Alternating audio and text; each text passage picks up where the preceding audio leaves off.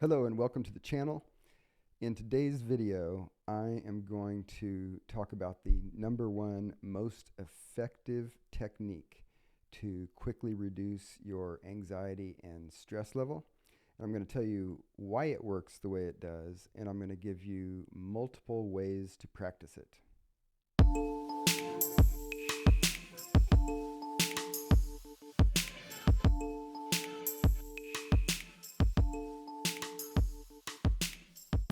Okay, so in today's video, I'm going to talk about a technique called concrete thinking.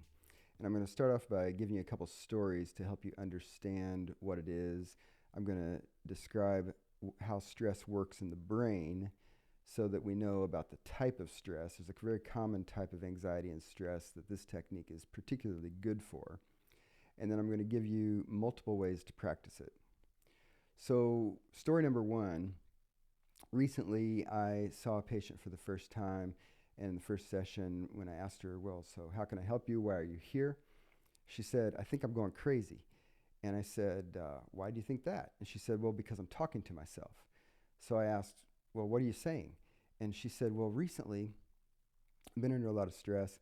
And yesterday, for example, I was doing housework and I found myself just saying what I was doing. I said, I'm picking up the laundry. I'm walking down the hall. I'm opening the washer. I'm putting the laundry in the washer. I'm putting the soap in the washer. And she was feeling like she was going crazy. So this makes a lot of sense, of course, in her story after I got to know her a little better, because she'd been under the type of stress that concrete thinking actually works for, and her brain was naturally doing it for her. I'll come back to this later. Story number two, this is a typical thing that happened many times, but on one occasion, I was working in the emergency department in a hospital. We've got a patient who is not doing okay. In fact, they were doing CPR and resuscitation, and the patient was actually failing. The doctor told me to get the family member who could make the medical decisions for the patient and bring him actually to the room, because we had him in a nearby room. So I went and got the person.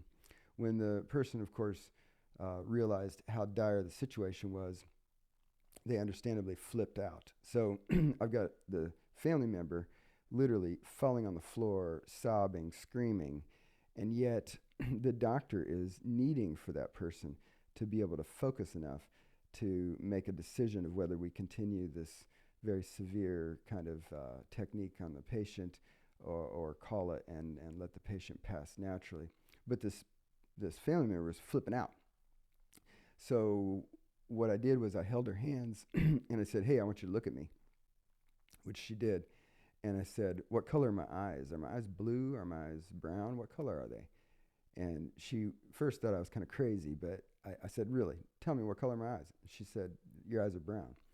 I said, am I holding one of your hands or two of your hands? And she said, you're holding both of my hands. I said, what time does that clock behind me say?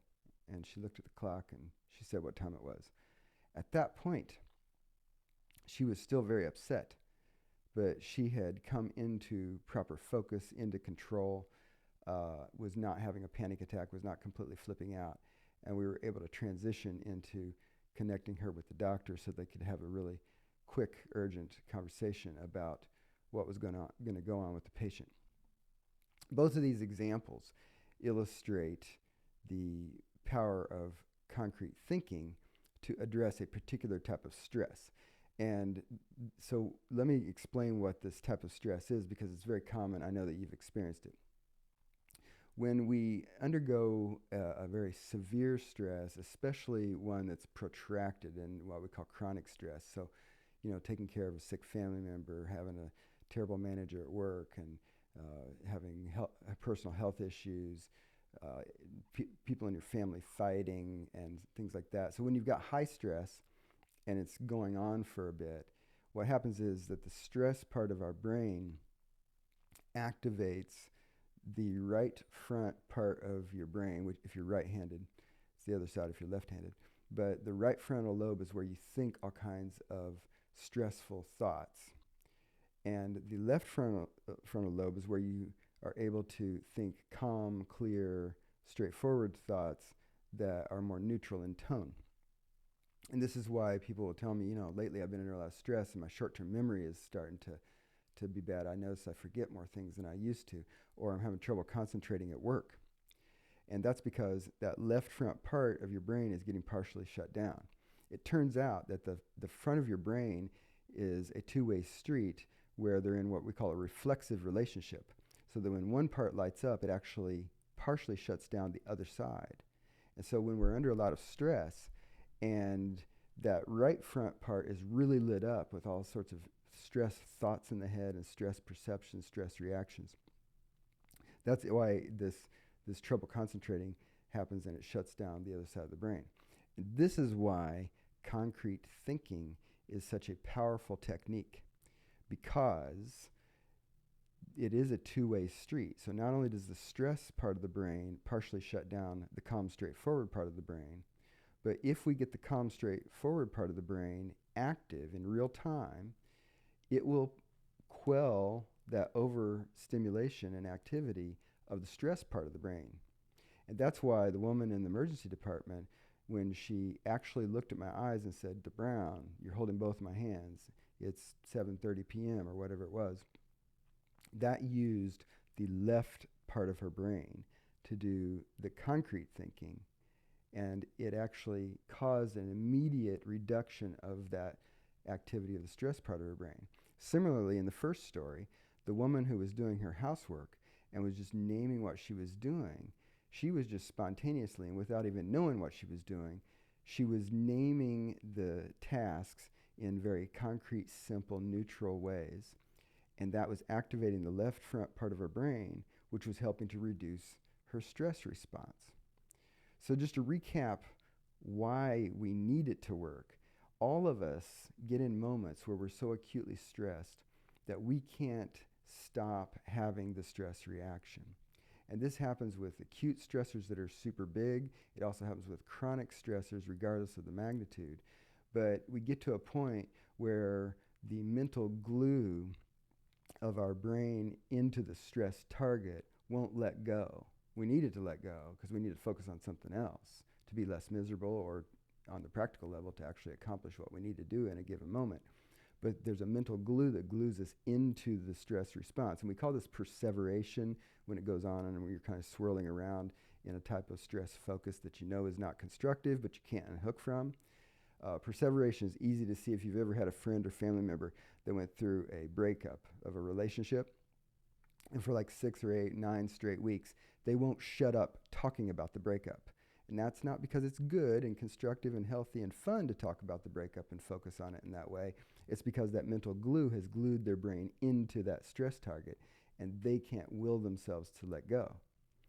It's hard to just say, look, I just want to stop thinking about this, when you've got something that's looming large in your consciousness and pulling you into that stress target glue, okay? So this is why concrete thinking is something that we can practice that gets in the way of that glue. It's a gentle way to break the glue so that you can will yourself to focus on something else. And also, as I was saying earlier, because it activates the concrete part of the brain, it quells the abstract part. Now, I mentioned simple and neutral earlier when I was talking about what concrete thinking is. And what I mean by that is when we use the concrete part of our brain, then we are engaging mental activity to say words, either inside our head silently to ourselves, like if somebody else is around and we don't seem like we're crazy, or out loud if we want to talk out loud like we're by ourselves or we don't care about what other people think. We say words that are simple and they're going to be neutral. And by simple, I mean like I'm picking up the cup, I'm setting down the cup, I'm picking up the pen, I'm clicking the pen, I'm clicking the pen again, I'm setting down the pen. So those are simple. And simple is in contrast to abstract, like, oh my God, I can't deal with this. That's abstract. Simple is there's a ceiling, there's a wall, there's a window. I've got a hand, I've got two hands. So simple versus abstract, and neutral. And by neutral, I'm talking about the tone continuum. So all experiences, even picking up the cup or experiencing the loss of a job, any experience we have is going to sit somewhere on the tone continuum, with misery on one end and pleasure on the other end. But right in the middle of that continuum is neutral. And concrete thinking is going to exploit the fact that we can intentionally drop ourselves into the neutral position in the middle of the tone continuum, because if you or I or anybody, if you're really flipped out, you're really stressed, you're really anxious about something, you're going to be on the misery end of the tone continuum. And it's hard to jump from misery to pleasure. It's hard to will ourselves to just unhook from misery and just somehow magically slide to the neutral position. But we can get into the neutral position very quickly if we use our brain to say words that are simple and neutral in tone. So I'm picking up the cup, I'm setting the cup down. That is neutral in tone. Nobody gets that excited about picking up the cup or setting it down, even though I'm a coffee lover and I'm really happy to have my coffee with me today. The reality is, when we say simple things, we're going to cause our brain to shift itself into the neutral position of the tone continuum, right? So one technique, which I mentioned in the very first example, is name what you're doing. So for a short period of time, literally like 30 seconds to a minute, you don't have to be doing this constantly or for like an hour, but for about a minute, what you do is just name what you're doing. I'm opening the door, I'm turning on the faucet, I'm closing the door, I'm turning off the faucet, I'm standing up, I'm sitting down, I'm moving the chair. Just name what you're doing in the most simple way possible, and what you're going to say naturally is going to be very neutral in tone, okay? That's method number one. Method number two is related to the second example that I gave you in the emergency room scenario, and that is name things in your environment in the simplest way possible. So I've got a camera, I've got a desk, there's a wall, there's the ceiling, there's the carpet, there's the computer, there's the window, okay? I'm just naming things over and over and over that are just simple names for these objects in my environment. All of them are going to be neutral in tone, okay? You might have heard sometimes that when people are flipped out that someone asks their friend to count to 10 to calm down. That's concrete thinking. The problem with counting to 10, though, is that because it's so easy, a lot of us can do it on autopilot and continue flipping out while we count to 10. So if you're going to use counting as the method for concrete thinking, what I suggest is that you count backwards from a high number by an odd number like 7. So if you start at 250, go backwards for a minute. You don't have to go all the way to 0, but go backwards from 250 by 7. That's going to take that concrete part of your brain to do that. It's going to be neutral in tone, and that's concrete thinking too. This is also why counting sheep helps people sleep. 1 sheep, 2 sheep, 3 sheep, 4 sheep. Those are very simple words, and they're neutral in tone. They're not wildly pleasurable or miserable, okay? So what I highly recommend is that when you notice that you are really stressed, so if you think about code green, code yellow, code orange, code red, we're talking about being at code orange or red. This is not going to seem like it does much of anything if you practice it at code green or yellow. You're not going to hurt yourself, but you're not going to notice the effect of concrete thinking unless you're actually up in that upper half of the range into code orange or code red. So if you're having a panic attack, you feel like you're about to have a panic attack, or you're perseverating, you're stuck focusing on this thing that you know you don't need to keep thinking about. It's not constructive thinking, but you can't will yourself to unhook, right? Because of that mental glue that has glued you into the stress target, okay? That's the perfect time to use concrete thinking. I work a lot with people with chronic issues at times, and especially in my career, I've worked a lot with people going through divorce. Divorce is a prime situation to set the people up who are involved in perseveration, because you wake up and you start thinking about it, you think about it all day, you're still thinking about it when you go to sleep. Your brain will not stop thinking about the divorce. In fact, your brain can turn any random stimulus into something that relates to the divorce, right? Like someone could say, oh, look, there's a car. Oh, my ex has taken my car from me and she's stupid, evil, and crazy. Like your brain is in that mode when you're going through a divorce. I often teach this concrete thinking to people to give some respite from that constant focus on the stress, because unremitting stress is going to just compound the stress load on us, which makes us more miserable. it's also going to ramp up the stress response, right? Because you probably already noticed this. Once you focus on the stress and then you're swirling around focusing on it, that swirling around fans the flames of your inner stress response, which gets you more stressed, right?